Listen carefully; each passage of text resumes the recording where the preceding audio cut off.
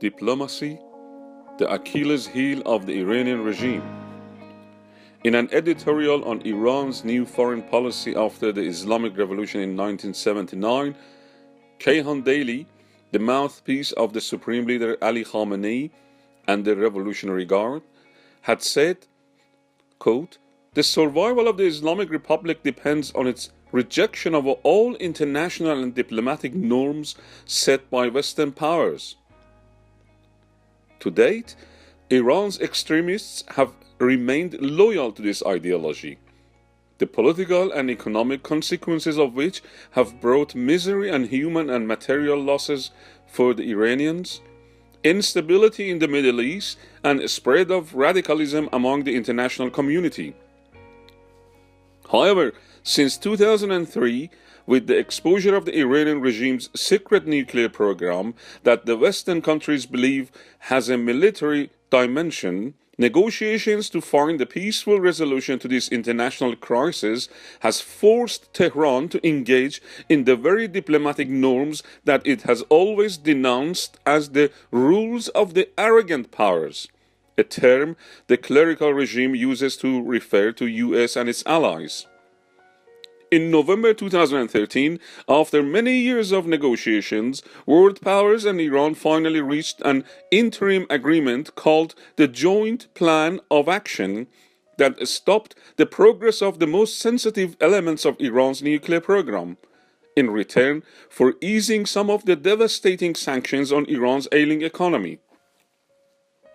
While many Iranians know how much they stand to gain by overcoming isolation through engaging with the world and following the terms of this agreement, there are also those in Tehran who oppose any nuclear deal, as it would lead to the end of their economic and political grip on the country. They include the authoritarian Supreme Leader Ali Khamenei, who has on many occasions publicly said that although he supports the negotiations, he believes they are futile. The strategy of Khamenei Revolutionary Guards Alliance is that, faced with the daily impacts of economic hardships of the sanctions on their lives, the last thing that the Iranian people would like to have is striving for democracy and human rights, aspirations that have been savagely suppressed by Iran under the guise of protecting Islamic values. There are also those in Washington who hold little or no trust in the Tehran regime for its long history of repressive and adventurous policies and believe additional sanctions are the only language that the clerical regime understands to abandon its nuclear ambitions.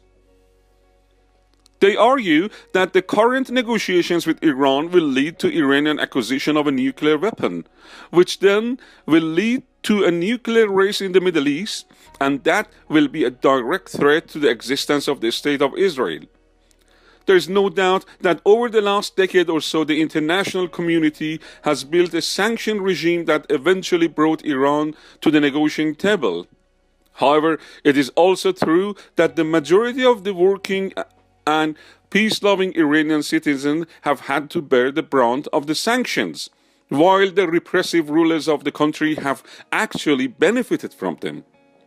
If Western politicians wish to see a genuine and permanent resolution of Iran's nuclear crisis, they must continue with their diplomatic efforts at this crucial stage to isolate all those among the Iranian rulers who wish to collapse the current negotiations. Any substantial and meaningful diplomatic links with Iran on the part of the world powers that intend to give a voice to the Iranian people in the running of their country's affairs will also benefit the cause of democracy in Iran and act as a counterweight against religious extremism in the region.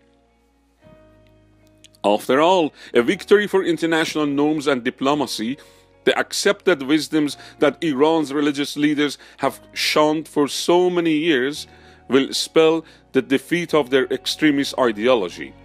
Behruz Behboudi, New York.